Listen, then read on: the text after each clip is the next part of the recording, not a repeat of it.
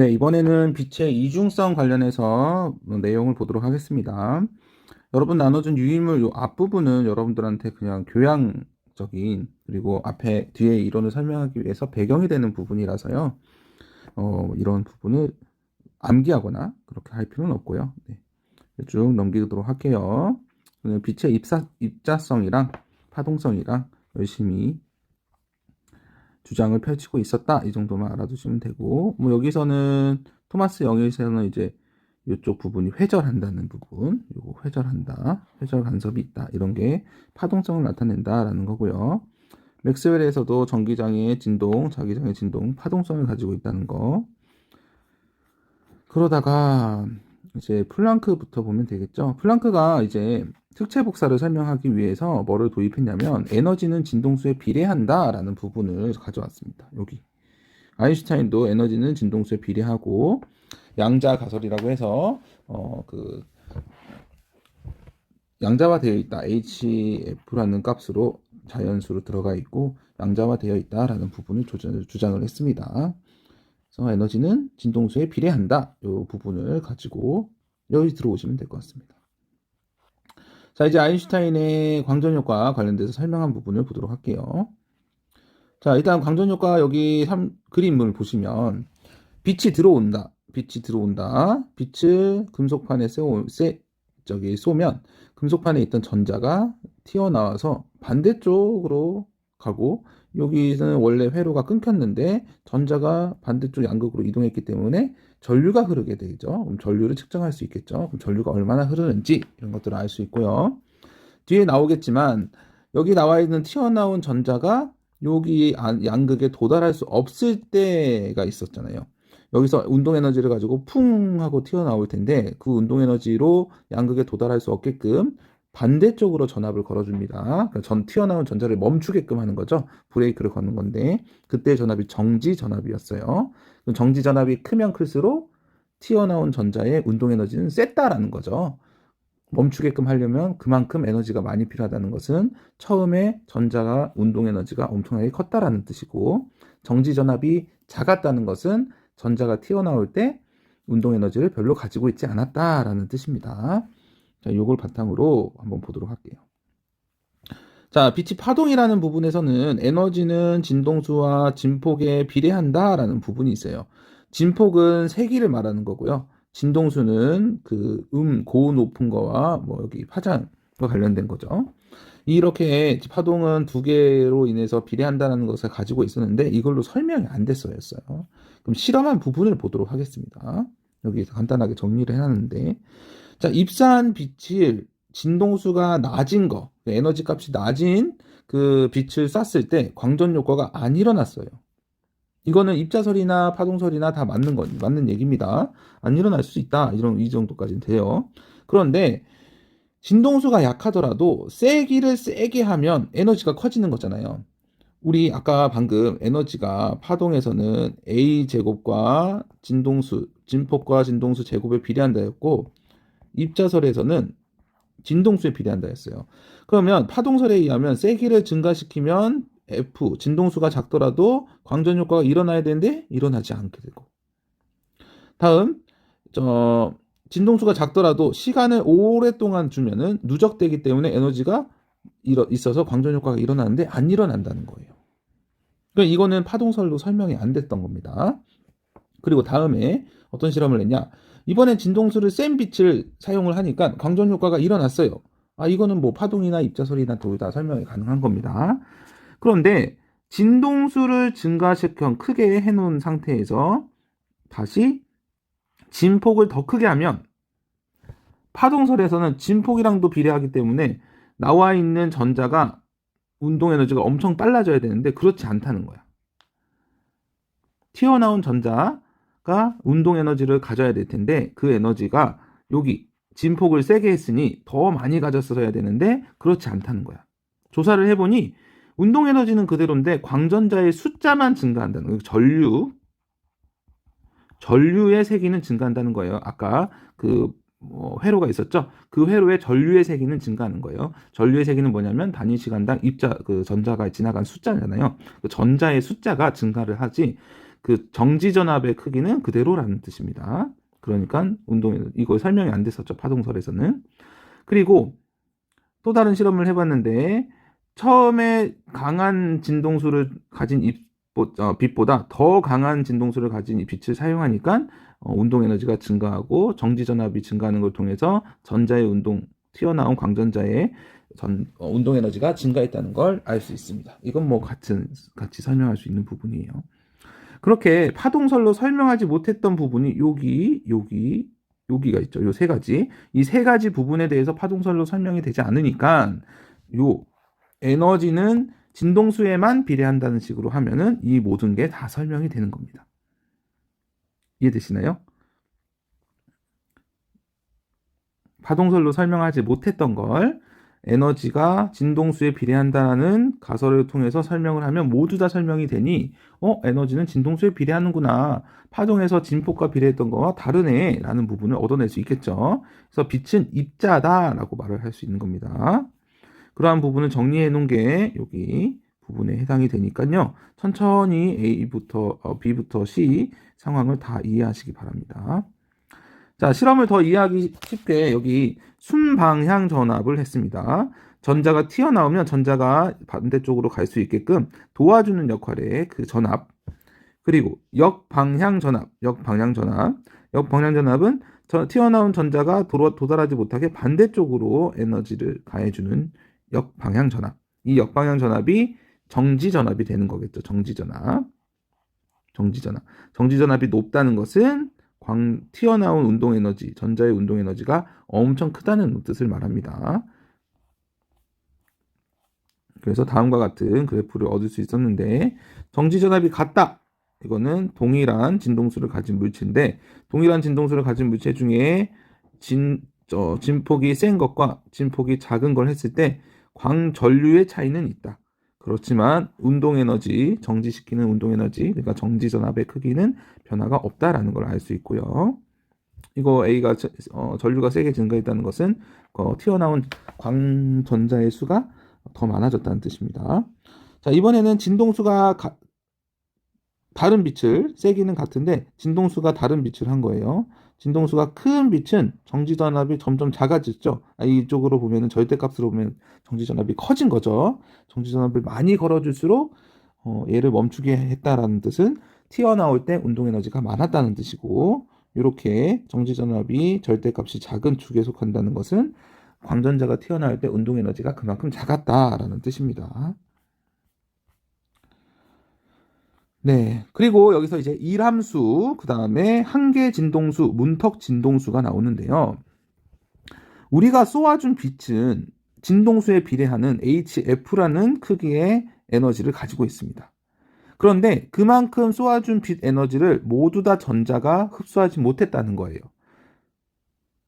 내가 준 거는 HF인데 튀어나올 때 전자가 가지고 있는 에너지는 운동 에너지가 요만큼밖에 안 된다는 거예요. 그러면 나머지라는 게 있겠죠. 이 나머지가 뭐냐? 일함수라고 하거든요. 자, 여기 보시면 밑에 그림 보시면 전자가 금속 내부에 이렇게 놓여 있습니다. 근데 빛을 빵 쏘니까 하나가 띵 올라가겠죠. 근데 이 턱을 넘어서야지만 금속으로부터 벗어날 수가 있는 거예요. 이 턱의 높이가 뭐냐면 일함수인 거예요. 일함수. 이 턱만큼만 높아지면 나머지 에너지를 가지고 광전자가 운동을 할 수 있다는 뜻입니다.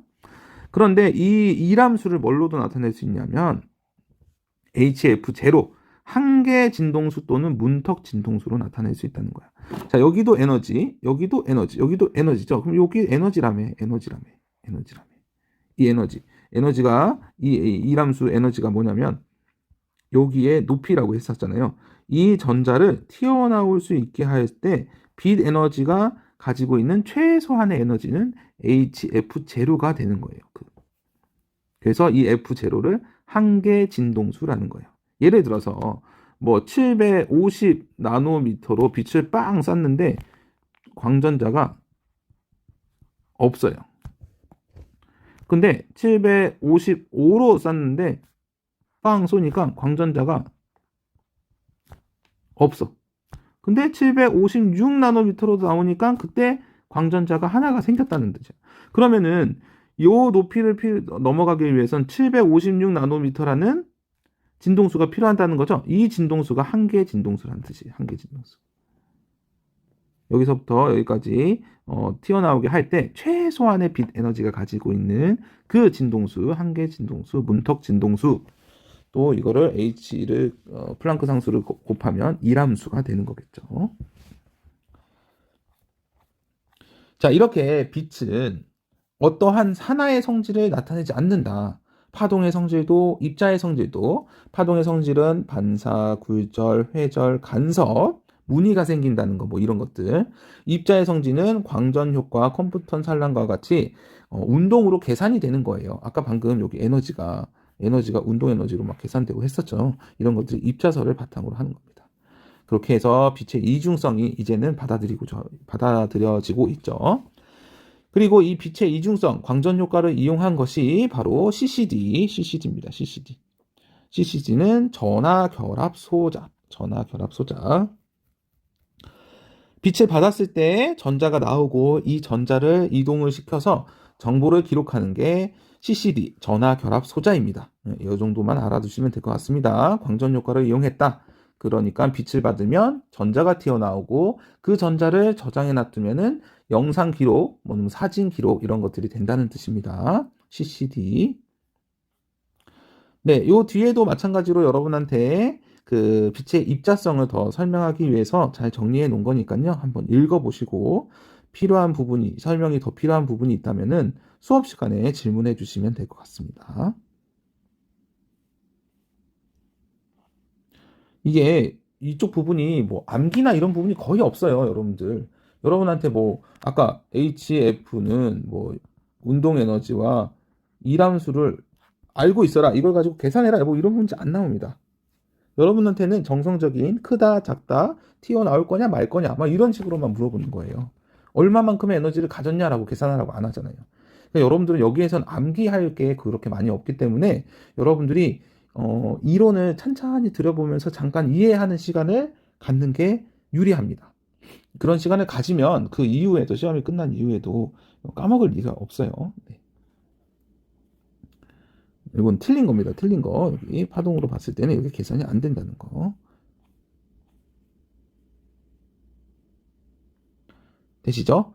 네. 다음은 물질의 이중성. 자, 드브로이라는 학자가 나오죠. 드브로이라는 정을문 학자가 이제 말을 하는데, 빛의 이중성이 있어? 그러면은 물질은 입자성만 있다고 하는데, 물질도 파동성을 갖지 않을까라는 가설을 세운 게 드브로이 가설이에요. 자, 빛과 마찬가지로 물질도 입자성과 파동성을 지닐 것이다 라고 생각을 한 게 드브로이고, 그때 생각은 뭐냐면 물질이 가지고 있는 물질의 파장은 뭐에 반비례한다? 운동량에 반비례한다라는 게 드브로이의 생각입니다. 운동량에 반비례한다. 그리고 이거를 등호로 바꾸기 위해서는 플랑크 상수가 들어가는 거예요. 파장이 있고 운동량이 있고 플랑크 상수가 있는 거예요. 이거를 P는 B분의 H. P는 운동량은 우리가 앞에서 배웠던 mv 질량과 속도의 곱을 말하는 거예요. 이게 드브로이의 생각이었습니다. 두 가지 물질도 입자성과 파동성을 지닐 것이다. 또 물질파의 파장은 운동량에 반비례할 것이다 라는 게 드브로이의 생각입니다. 자, 이러한 것들을 이제 검증하기 시작하는데 데이비슨과 거머의 실험을 통해서 한번 보도록 할게. 자, 니켈 여러분 입자 작은 세계로 가면 여기가 울퉁불퉁 하겠죠. 그러면 전자를 팡 쏘면은 울퉁불퉁한 바닥에 전자 100개를 쏘면 100개가 다 한 곳으로 튀지 않잖아요. 여러 군데로 막 튈 거 아니에요. 그죠? 여러 군데로 튀어야 되는데 그렇지 않았다는 거야. 50도씨에 가지고 있는 요 반사각을 통해서만 많은 전자가 튀어나왔다는 뜻이에요. 그러니까 이거는 입자로 설명이 안 되는 거야. 공이라고 생각하고 떨어뜨렸는데 울퉁불퉁한 자갈밭에 근데 다 한 곳으로만 튀겼다는 것은 입자성으로는 설명이 안 돼. 이거를 해석하게 되면은 뭐가 되냐면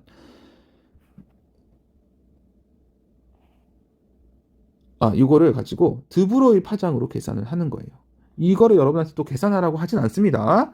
이 실험이 가지고 있는 의미가 뭐냐가 중요한 거야. 드브로이 파장으로 계산을 하니까 계산이 된다 안 된다? 된다. 그러면 물질도 파동성을 가지고 있다는 거예요. 드브로이 파장으로 검증을 했잖아요. 파장. 파동이 가지고 있는 그 파장으로 계산을 해보니까 정확히 들어맞는다. 그러니까 드브로이 생각이 맞았네. 데이비슨과 거머의 실험은 그 물질의 파동성을 입증하는 실험이었네 라고 되는 겁니다.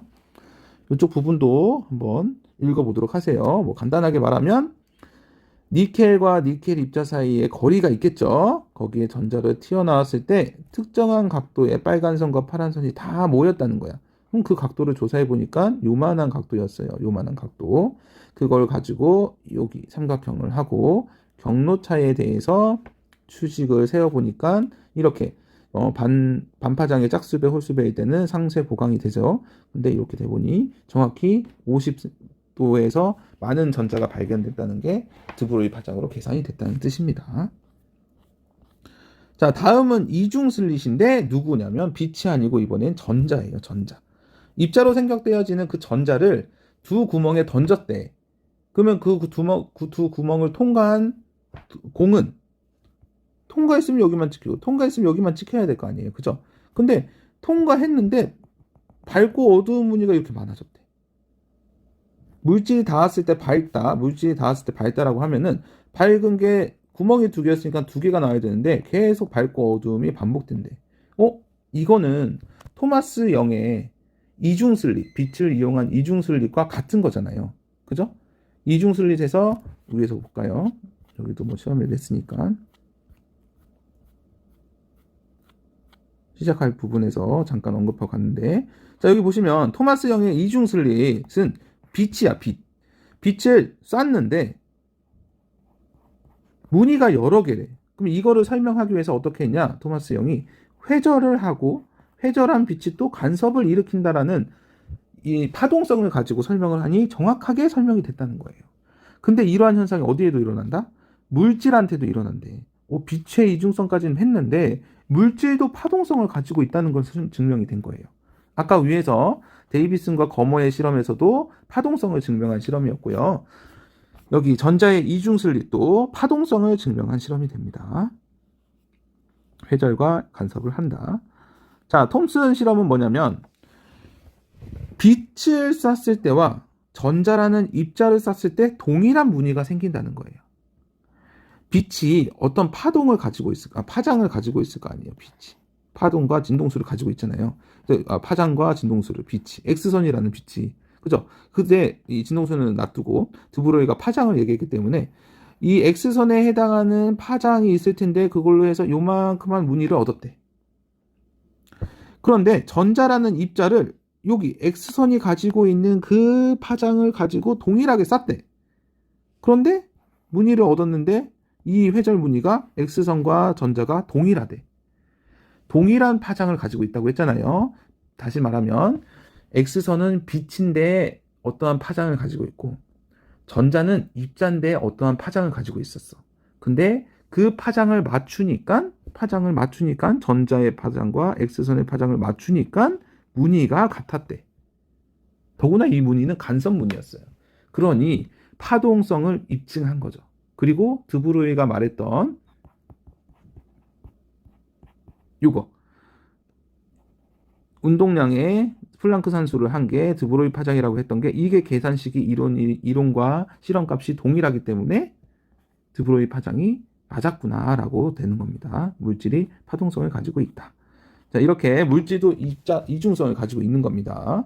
전자, 양성자, 중성자, 분자 같이 질량이 작은 녀석들 있죠. 그 작은 녀석들에서는 파동성이 발견이 돼요. 네. 하지만 야공공처럼 질량이 큰 녀석이면은 플랑크 산수가 있기 때문에 그 파장의 길이가 나타나지가 않아요. 그래서 파동성을 잘 볼 수가 없는 거죠. 자, 물질의 이중성에서 분해능도 있어요. 분해능. 자, 분해능은 뭐냐? 내가 어떤 물체를 보려면 두 물체 사이의 거리를 구별해야지만 그 두 개가 보이고 자세히 들여다본다고 생각이 되어지는 거죠. 실제로 두 개인데 눈이 나빠서, 렌즈가 나빠서 얘가 하나로 보인다는 것은 잘 분해를 못하고 먼저 관찰이 안 된다는 뜻인데 이렇게 두 물체를 떨어져 있다는 걸 관찰을 하려면 두 물체의 간격보다 더 작은 파장 아니면 비슷한 파장을 쏴야지만 관찰이 가능합니다. 이렇게 파장이 긴 거는 관찰이 가능하지 않아요. 그래서 이를 위해서 전자현미경이 도달하는데, 자, 광학현미경은 빛을 사용했고 렌즈를 사용해서 유리로 되는 렌즈, 그래서 여기 1000배에서 1500배의 배율로 봤다면 전자현미경은 전자선을 사용해요. 이게 왜 여기 나오냐면 빛도 파동이고, 여기 방금 여기 파장 얘기가 나왔잖아요. 분해를 할 때, 두 물체를 분해를 할 때 파장이 있어야 되는데 이게 파장이 곧 파동이란 뜻이잖아. 그죠? 그러니까 빛을 파동으로 봤을 때 요만한큼 볼 수 있는데 전자현미경으로 전자를 쏘면은 드브로이 파장이 있으니까 얘도 파장이 있는 거죠. 이걸로 인해서 매약 100만 배만큼 이상을 볼 수 있다는 뜻입니다. 자, 이거를 이렇게 도식화하면 눈으로 볼 수 있는 능력은 머리카락 정도, 광학현미경은 박테리아까지, 전자현미경은 원자 수준까지도 볼 수 있다는 뜻입니다.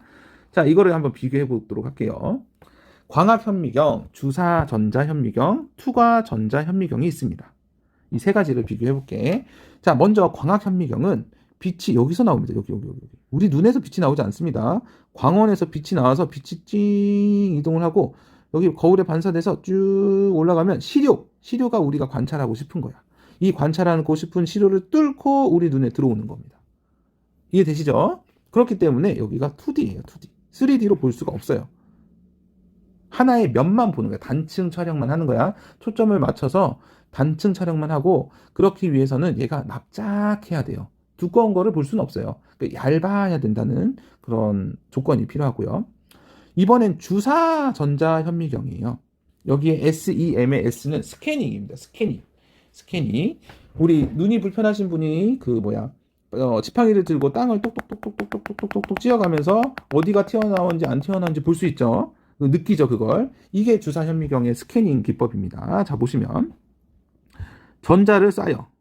빛 대신에 전자를 쏘는 겁니다. 전자를 쏘는데, 여기죠. 전자총으로 전자를 쏘는데 여기에 시료가 있어요. 쭉 렌즈를 통해서, 이때는 렌즈는 자기 렌즈예요. 자기 렌즈를 통해서 시료에 닿아. 근데 이 시료에 닿을 때 시료를 뚫고 넘어가는 게 아니고 시료의 표면에 반사시키는 거야. 그러면 이 입장에서는 시료가 많이 튀어나온지 시료가 움푹 들어갔는지 그 정도를 알 수 있을 거 아니에요. 반사됐으니까 거리를 계산하면. 그래서 이렇게 3D로 볼 수 있는 거예요. 다만 내부를 볼 수가 없어요. 겉의 표면만 보이는 거예요. 집신벌레의 내부 핵 다 보이잖아. 근데 여기는 내부가 볼 수 없잖아요. 겉표면을 관찰할 수 있답니다. 자, 이번에는 투과전자현미경. 투과. 아까 광학현미경과 같이 투과를 하는 거야. 자, 전자총이 있는데 여기에 관찰 물질이 있어요. 관찰 물질이 중간에 있다 보니까 이 전자가 이 관찰 물질을 뚫고 지나가서 여기 스크린에 맺힌 걸 보이는 거예요. 그럼 광학현미경랑 같은 거죠? 그죠? 같은 거예요, 같은 거. 원리가 똑같아. 그러니까 2D가 볼 수 있는 거예요. 여기는 3D고.